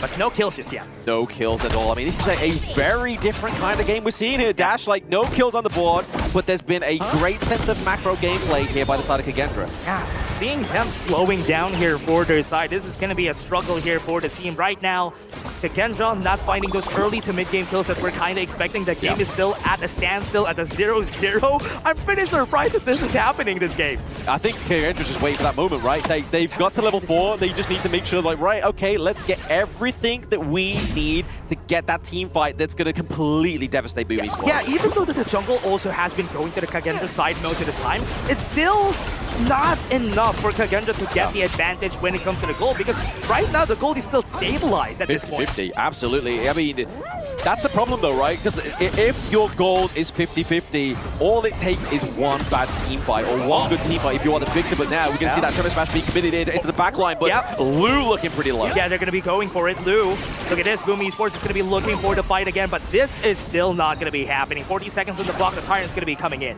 I feel like I'm just being teased, man. Like, it's like, hey, just give me a kill, give me something to be excited about. Like, let's stop having this tit for tat. Yeah, right now they're going to be using the board just to push away the members right here in order for them to get the space. T1 Tower is going to get taken down. Nice. That's big for Boom. Big for Boom, exactly. That's the first turret they've got to take down there, but obviously reciprocated down to the bot side, already creating much great pressure here. Great top up. Now in the bot side has been taken down to at least now. The space on this objective is going to be on KAGENDRA's side because the minions are pushing to the side of Boom Esports here. Yes, I mean, just creating, obviously, just flowing through, just making sure it's just continuous for the side of KAGENDRA.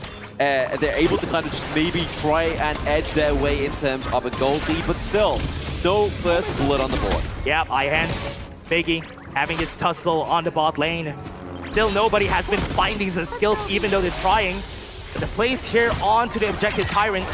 10k HP and now they're trying to go for it. They already used the board. They have no board in this fight, and that's going to be going to Danny. They're going to be backing up. Draw is in place in order to use that Unbridled Outburst. That's why KAGENDRA didn't go for it. They didn't go for it. They was able to use that as a zone mechanic there for the side of Boom Esports, really giving that Tyrant once again over to Boom. But the problem is, Boom's already had a Tyrant once before, but they did nothing with it. Yeah, right now they still have the Tyrant. Will this be the time that they find things on the map? They already have their second items on most of their players here.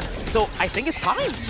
I mean, I know when it's going to be time. So you can see that meteor being built here by the side of Danny on Boom. So once that Starbreaker comes through, I think that's going to be kind of a pain train here for the side of KAGENDRA. Yeah, what's hard about this is that KAGENDRA, they're going to be the ones lagging behind. As you said, Starbreaker has been built. So this is going to be the time that they're going to be looking for those fights. Look at tower top side. Nobody's going to defend that, right? Yeah, that's a great pressure here from the side of Boom, right? Like, just like, hey, look, guys, you've got a problem into the top side of the map. You've got a problem there because the neutral objectives are being spawned as well. Do you want to give over another Tyrant or give over the Shadow Overlord to the side of Boom Esports? Look at the pressure here, Miggy. Going to be trying to take down onto the back one. Hands goes in for the drop pick, but it's still not enough to get the kill. First blood comes in, but the board is there in front of everybody. We're was able to get the blood rage in, and now everybody's low HP. And that's it that they're looking for. Boom Esports gets double kill, make that 4 on their side. I mean, that was beautiful there by the side of Draw, right? Like, he was just waiting for two members of KAGENDRA to get together so he could stampede and give that time space for Danny to come through with the Flaming Palm. Senko is still not out of trouble. Yeah, they have the Tyrant. Top side is what they're looking for. That's going to be the T3 on the side of Boom Esports, and that's big. Under the tower down, and Boom Esports gains advantage because of that team fight. This is the beauty of Honor of Kings as well, right, Dash? The fact that, like, not much happened for the past 10 minutes. Yeah. And then we just get this huge burst of action within 59 seconds. But here's the instant replay. There's the Unbridled Outburst, keeping Funk into that back line, just not be able to create the damage. Use the Oak Bolt to just peel away at the health of Boom. Zappy was so great here for her first draw. Was able to get two people knocked up on their side, and now KAGENDRA. This is what we were talking about. This composition really relies on that early game kills.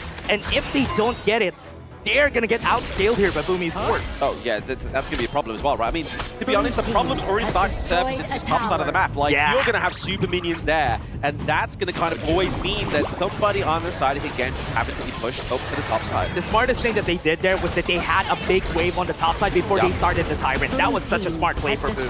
Very smart play. I mean, it's all about these little, like, little decisive factors that really kind of change the whole aspect of these teamfights. Because if they didn't have that dash, if we lived in a parallel universe, it would have been KAGENDRA with everything going in their favor. And also they timed it at the last second of the teleportation circle. That's why Danny was in that fight.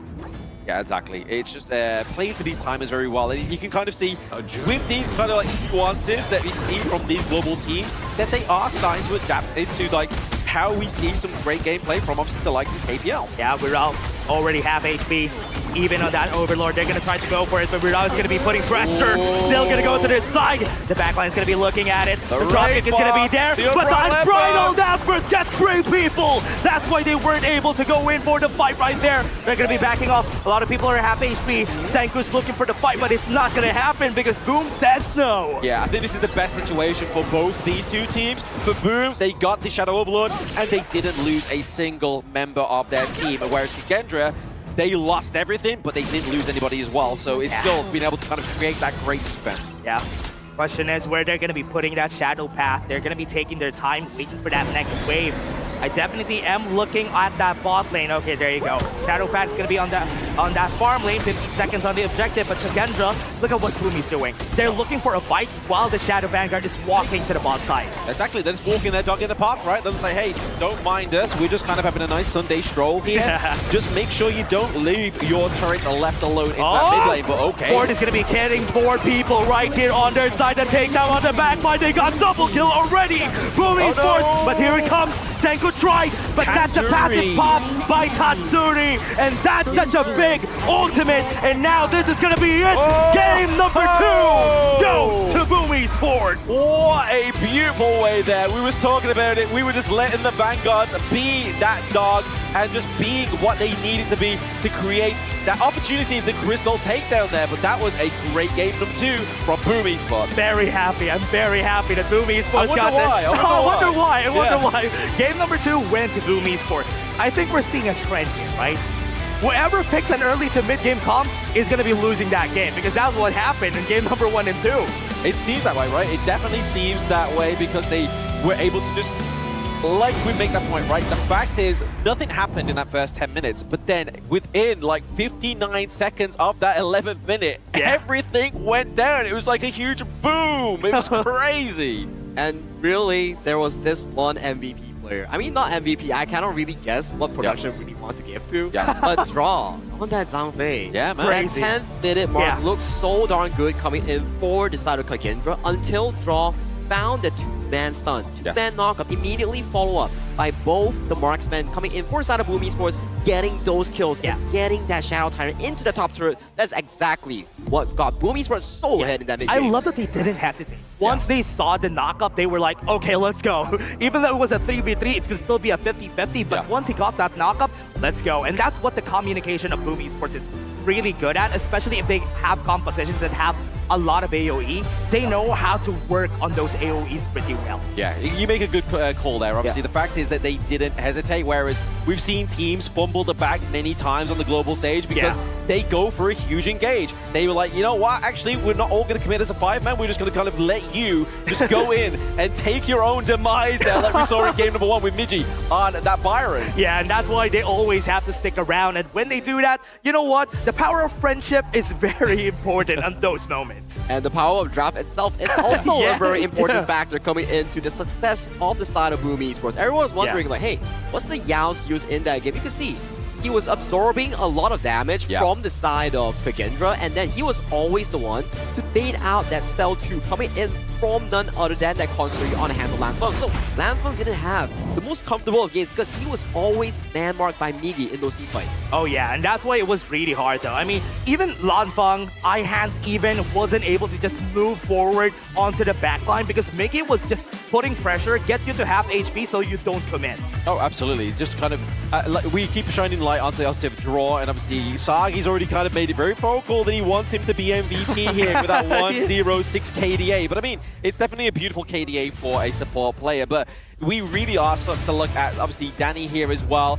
Wasn't able to get caught onto the Lung. We did say in the draft that he was going to have a much better playstyle on this Lung as well, right, in terms of being caught. And it goes back to the same thing that we talk about during the draft. When you draft an early to mid-game composition and you don't get it going, you have the risk of your opponents outscaling you towards that late-game department here, and it's exactly what we've seen. 10-minute mark and 0 plays committed by the Maestro and Lu. We've seen a few moments where Lu going on with the Tremor Smash Flash, but didn't really find those targets because the disengage coming from Boom Esports was just too darn fast. Yeah, to add to that though, Boom Esports was very smart about just not taking fights. They were just moving away. If ever somebody wants to go in, they even don't hesitate to commit the flash against get away. Because they know that once they get their items anyway, we can win the fights. Not right now, but on 10 minutes to 12 minutes, that is when we start. Yeah, that's the whole point of KAGENDRA's obviously trapped there, right? Just trying to get into the meat and potatoes of the enemy team and then just kind of opening them up from that point on, right? Like you are eating them from within. But obviously, we'll look at these clash lanes with the head-to-head there as well. Obviously, just looking at those differentials. But it's going to be Danny here with the MVP, not getting caught a single time. But I can imagine the damage he has been able to deal because of the amount of tanks that was on that team is pretty stellar here. And it is 56k damage here for the side of Boom Esports, Danny. Yeah, that's not a lot of fights. So no, that's not a lot of 203, 56k damage is really high for the amount of fights that they actually partook in to the bot side. Exactly, they're just walking their dog in the park, right? They're just like, hey, don't mind us. We're just kind of having a nice Sunday stroll here. Just make sure you don't leave your turret left alone. Okay. Forty's going to be getting 4 people right here on their side of takedown. Because of all that kind of like that disengage that KAGENDRA has, right? Obviously, you have the wave breaker, you have the large AoE CC from the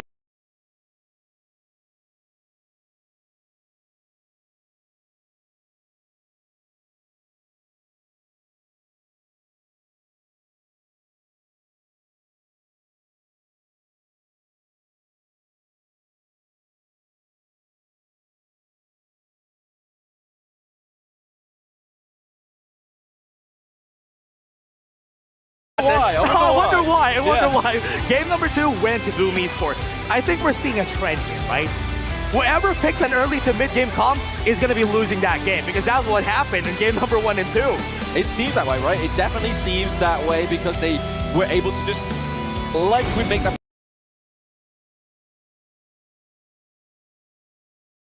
first 10 minutes, but then within like 59 seconds of that 11th minute, everything went down. It was like a huge boom. It was crazy. And really, there was this one MVP player. I mean, not MVP. I cannot really guess what production he wants to give to. A draw on that sound fade. The 10-minute mark looks so darn good coming in for the side of KAGENDRA until draw found it. Man stun. Man knock immediately followed up by both the marksmen coming in for side of Boom Esports, getting those kills, getting that shout into the top turret. That's exactly what got Boom Esports so ahead. I love that they didn't hesitate. Once they saw the knockup, they were like, okay, let's go. Even though it was a 3v3, it would still be a 50-50, but once he got that knockup, let's go. And that's what the communication of Boom Esports is really good at, especially if they have compositions that have a lot of AoE. They know how to work on those AoEs pretty well. Yeah, you make a good call there. Obviously, the fact is that they didn't hesitate, whereas we've seen teams fumble the bag many times on the global stage because they go for a huge engage. They were like, you know what, actually, we're not all going to commit as a 5-man. We're just going to kind of let you just go in and take your own demise there, like we saw in game number 1 with Miji on that Byron. Yeah, and that's why they always have to stick around. And when they do that, you know what? The power of friendship is very important on those moments.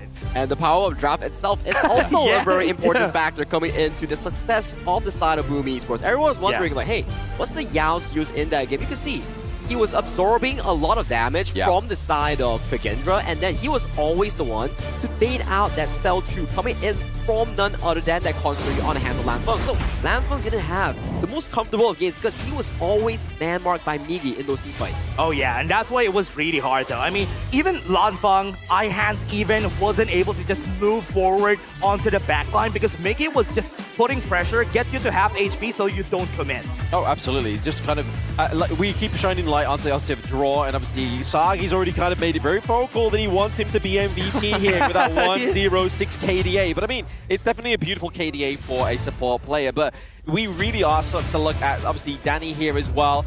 Wasn't able to get caught onto the Lung. We did say in the draft that he was going to have a much better playstyle on this Lung as well, right, in terms of being caught. And it goes back to the same thing that we talk about during the draft. When you draft an early to mid-game composition and you don't get it going, you have the risk of your opponents outscaling you towards that late-game department, and it's exactly what we've seen. 10-minute mark and 0 plays committed by the Maestro Nui and Lu. We've seen a few moments where Lu going on with his premise smash flash, but didn't really find those targets because the disengage coming from Boom Esports was just too darn fast. Yeah, to add to that though, Boom Esports was very smart about just not taking fights. They were just moving away. If ever somebody wants to go in, they even don't hesitate to commit the flash and just get away. Because they know that once they get their items anyway, we can win the fights. Not right now, but on 10 minutes to 12 minutes, that is when we start. Yeah, that's the whole point of KAGENDRA's obviously trapped there, right? Just trying to get into the meat and potatoes of the enemy team and then just kind of opening them up from that point on, right? Like you are eating them from within. But Obviously, we'll look at these clash lanes with the head-to-head there as well. Obviously, just looking at those differentials. But it's going to be Danny here with the MVP, not getting caught a single time. But I can imagine the damage he has been able to deal because of the amount of tanks that was on that team is pretty stellar here. And it is 56k damage here for the side of Boom Esports, Danny. Yeah, that's not a lot of fights. So no, that's not a lot of 203, 56k damage is really high for the amount of fights that they actually partook in. But here, from what we've seen here, this is a big redemption from that early game from game number 1. I have to agree with you, especially when we talk about game number 1. It was looking so darn inconsistent coming in for the side of Boom Esports. Draft was not really good. The first fight on the Tyrant was horrible. And coming into game 2, such a clean macro game, avoiding fights, knowing for the fact that they cannot allow Senko on the Maestro Nui to make those crazy plays, crazy pickups, which essentially led to that 10-minute fight, which is exactly this one that we want to talk about. So for Miggy, baiting out the spell 2 on the side of Landfall here, take a look at draw.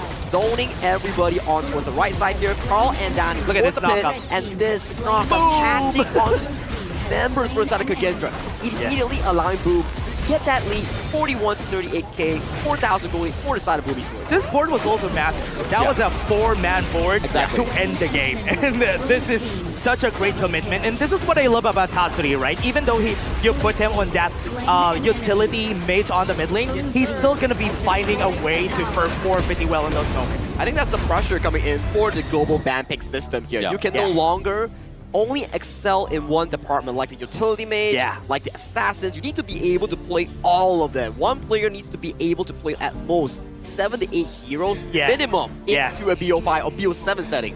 Yeah, I think if you don't play 7 heroes, you're definitely gonna be target banned, and they're gonna be like, okay, what are you gonna pick now at this point? Wait, you trying to tell me about my chances of being an esports player have been diminished because I can't play 7 heroes? Man, I only play 2. No, that's the problem, guys. That's why we are on the casting desk and they are on the stage itself. So definitely for those who are aspiring pros, do amp up your hero pool because it is much needed to go into tournament settings like this because global ban pick, very stressful setting, I gotta say. Yeah, it's tough. It's tough that we've seen here. As much as I want to say that the expensive composition from game number 1 from Boom Esports was really not good, but here on game number 2, at least they got something. They got a win. Yeah, I mean, that's what they need to do, right? We was kind of painting the potential picture of KAGENDRA getting a 2-0, and then it would be even harder for Boom to get from that mental boom that would have been a case here to try and get that silver scrapes. Yeah, and that's what I'm telling you a while ago, because right now maybe Boom Esports just had cold hands during that first game. Right now it's going to be very hot hands for both of our teams, so we're going to have a better game number 3 for sure. And we're going back to a BO3 setting right now. Who gets 2 points first wins the series and sends the other towards the lower bracket here. That is exactly the first day that we want to see here. Not a one-sided Avalanche, but a 50-50 matchup from who? Boom Esports, PKL second. KAGENDRA, IPL second here. Different paths, same fate in this game 1, in this series number 1. Yeah, and also we wanted to highlight the 2 players that we have here. We don't really see much of Senko and Tatsuri, except for that one play from Tatsuri though, from that last game. But we don't really see them just being the stars of the show for game 1 and game number 2. So I'm kind of expecting game number 3 is when they show themselves. But to be honest though, I mean, Senko got his Mai Shiranui. Like, that should have really been a good game here for the side of KAGENDRA. But we sort of saw in game number 1 where Boom got that kind of like an idealistic kind of draft there and did nothing with it. And you can kind of say the same thing here for Senko. We're getting the Mai Shiranui and not doing anything with it. It goes back to the same thing, right? Whereby you draft the Mai Shiranui, yes, very fantastic pick. But if you're unable to carry out that pick, it doesn't really matter because you're working on a time bomb. That's why Mai Shiranui is such a skill-heavy and tempo-heavy pick for the players. Yes, absolutely. But here we're seeing a bit of a decision being made here from KAGENDRA. They want to go back onto the blue side here for themselves. And Boom going over to red. So it's going to be interesting one once again. Let's see, they've won 1 on blue. Can they get this win on red like they were not able to do last game? Oh, yeah. That's going to be the question here, Boom Esports. I want to see the Ganenmo from Tatsuri in game number 3. I think it's time. I think it's time to show it. Maybe that with the Dolia, maybe? Maybe try and get the Dolia through here. Dolia to the Yongchen. Yeah, that's going to be a perfect here, if ever, for the team. And now we go for the ban and pick. And the ban and pick does commence for game number 3 with KAGENDRA going on towards the blue side and Boom Esports getting the counter active red here. So, for the side of KAGENDRA, they burned through the Maestro Nui, they burned through the Yangjie, Yuhuan, and Dolia here. So what is the cause here for KAGENDRA? What do they first pick in this game number 3? I love it. I love that they banned the Dolia first because yeah. the idea was there. Because if ever they get the Dolia, they can pick a lot of the compositions that Yuan is still open here for the side of Boom Esports, which is why they could have picked that. But Boom Esports reacting here. I kind of see an idea that KAGENDRA could go for the pay for the first pick. Yep. Not even first pick because it's not going to be stolen by Boom. No, exactly. Boom, obviously, they chose it in game number 1. Yeah. Do they decide to ban it out here as well? Maybe give over the Arlie instead? I mean, that could be a cause of concern because obviously, if Lamfang gets the Arlie, I mean, the Chana being banned out here is kind of making me think that they have to ban out the Arlie, right? I think they will have to ban on the Arlie here. Lamfang is one of the best Arlies coming in from the IKL. He's been very consistent here. That's why KAGENDRA, back-to-back drafts, they will always funnel all those bans against the side of Lamfang to allow him to really get the Arlie going here. But KAGENDRA, they don't have to be hasty here because Arlie under global ban pick, Boom Esports is unable to pick it again. So potentially put the focus on towards the Dharma here on the first pick. Potentially, yes. Maybe get the Dharma come through here for the side of KAGENDRA, or they give over the Arlie, goes over to there, and then obviously Boom playing a little bit of a 4D chess game. But it looks like KAGENDRA's caught them out because there was a little bit of deliberation there, right? It wasn't like an instant like, boom, Arlie, go. They was like thinking, right, okay, maybe they want that Dharma. Yeah, they could pick the Dharma because they can still pick the Arlie anyway for the next pick. So it's still okay for KAGENDRA to just get that Dharma. Mayin. That is the usual answer that I'm seeing from Miggy whenever he sees the Dharma on the other side. At least make the laning phase hell for that Dharma so that he's not going to be able to confidently just swing by on the back line. And I like this classmate matchup, especially when you talk about the Mayin. You are looking to really target down those backlines and make those fancy backline plays, similar to the Dharma as well. And I like the direction that's being brought up for the side of Boom Esports here. They go for the DRNG, which has one of the most stable and strong laning phases in the Dragon lane. Yeah, I mean, for me, I can already see here the DRNG being drafted. Means that we're looking for a very sort of like frontline heavy comp, right? Like they need the survivability of this DRNG. So what do they need? They need some frontline. So potentially the likes of the Liampo, but again, to just kind of like counter and actually implement that Lung, you get in the Lung range here from the Nua. Yeah, I love that. I love that from the side of KAGENDRA though, is that they picked up the Nua, which is usually the counter that some of the teams pick. Yeah, they picked it up so that nobody would be countering their Lung whenever they are on the other side. Now that puts a bit of a issue for the side of KAGENDRA. That's a lot of backliners you have to protect here. Yes, you have the infinite vastness here to bail out towards sticky situations here, but check out Boom Esports here. They have the Liampo, they have the Mayin here, so that's a lot of backline access here. And for Boom Esports, you could probably think like, hey, Carl, you go for those backline assassins because you sure as hell could go for those picks that you fancy so much in this game tree. They were kind of thinking that's the reason why they banned the Da Xiao. They're thinking that KAGENDRA is going to go Flowburn tank here for their game. Because they needed a front line for the team. Yeah, it would have created the space here, what they needed, right? So obviously banning up the Da Xiao as well is going to be a huge one. Obviously, also means that she cannot send the likes of either Lung back to base as well, especially to try and kind of like enhance that the laning phase here for Lung. But right now, banning out the Da Xiao, banning out the Musashi here by the side of KAGENDRA as well. They're not looking to try and have any more access into the backline. Because I mean, Musashi into the Liampo, into the Mayin would have been a lot of pressure. Yeah, they're taking out also a front line position here for the side of Boom Esports. The Tong Fei, just so that KAGENDRA doesn't really have any of those frontliners on their side, forcing them to maybe even go for the Tun, if ever, for the team, just so, or the Menki, just so they have a front line here. That's a ton of roamers being banned out from both sides here. On the side of Boom Esports, just like what Dash mentioned, Zhang Fei, Da Xiao, Diadea, all these are removed. For the KAGENDRA, they do remove more of the jungle pull here against Carl in that jungle department here. So you gotta wonder here, Boom Esports, are you going for more of a jungle assassin like Jing Liubang? But okay, you have Miggy and also Draw Long in their pick, so there won't be Jing Liubang. Potentially a solo Jing here. Do you think that's the case here? Because that's gonna be tearing up the combo that Boom Esports always brings out in their games. Yeah, honestly, I was thinking the reason why they're really hindering the Flowburn tank is because they want to make... Oh, they're going to be going for the Menki so that they force KAGENDRA to a different tank if ever they want a tank jungler. Yeah, I mean, the Monkey's good, right? Monkey onto this draft of Boom Esports. What's one good way to get around that creation blocks that obviously the likes of Newer creates? Just dream roam around it, baby. Yeah. Create your own path and then just dive it onto the back line. And we know that Monkey can soak up so much damage, but then kind of just like deal a lot of damage, especially if we start to see like the blazing cape being built in terms of itemization. You can already see the idea of Boom Esports, right? Front to back. The composition is very much front to back because they have two beefy frontliners, one that could go to the back line, and the D-Ranger is just going to be throwing cards on the back line. Yeah, those tokens are going to hit pretty darn hard here. And locking into Goon, I gotta say, for the side of Danny, it will come down to his ultimate, where if he hits it, it removes like, what, 50% of like your armor and resistance coming in for the side of Lanfeng, and also like We're All. So if you land that token, that tank is no tank. So the ultimate from this D-Ranger is so darn crucial for the side of Boom Esports. Yeah, I think Boom Esports could go for the Lady Tun for that last pick, because the turn has been picked on the other side. Pick up the Venomous Staff very early so that the Sakir is not going to be getting those heals a lot on this game. But run me through, why did they pick Sakir in this composition though? Well, it's probably going to be, obviously, you have the Mulberry Power, right? So obviously, you've not only got the Wind Slash, you've got the Mulberry Power, so that's going to be able to get that legal immunity from the likes of the D-Ranger as well, right? But also, in terms of sustainability, because really, if you're looking at this, the only real sustain you've got is the single targets. You've got Yidama being able to sustain himself, you've got Doom being able to sustain himself, but your 2 damage carries here, if they get rinsed down, there's no healing from them. And I'm a bit worried for the side of Boom Esports. From game 1, from game 2, we see a pattern. If you draft the early game composition and your execution is not really there, you put yourself into a slow but sure slow burn that puts you in a much more discomfort that you need to play towards that timer here. KAGENDRA, as long as it survives the laning phase, make sure the early game is intact, Danny doesn't get so much of these outer turrets, it's all smooth sailing for them. But for Boom Esports, they need to utilize this D-Ranger combo and Lady Zun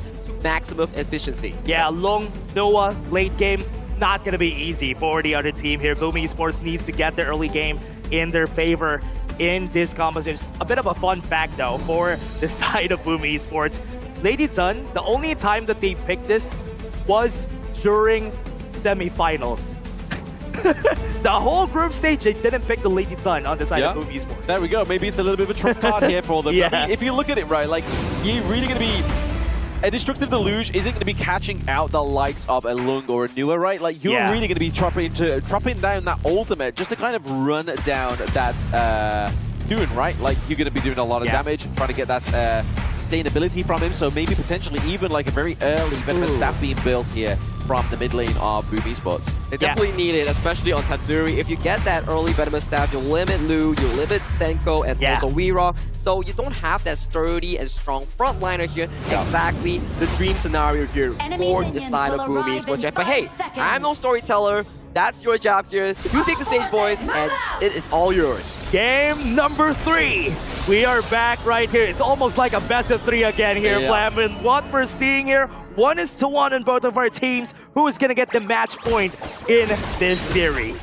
Yeah, exactly. I mean, we still got potential another, maybe even, 2 games after this one, right? Obviously, it depends on how KAGENDRA and how Boom Esports play this one and then go into this next game. But obviously, we have that great wave clear into the mid lane here from the Newer. And obviously, when we start to get to like level 3, level 2, and obviously into the level 4 territory of that Newer, we're going to be seeing a lot of rotations down to the bot side of the map just to put pressure onto Danny. Yeah, one thing to point out here, both of our Clash laners got their signature picks on their hands. Miggy on that Mayin, definitely his favorite. Hands picked this so much during the playoffs here for the side of KAGENDRA, and he really was looking forward to this game. So all eyes are going to be on this too.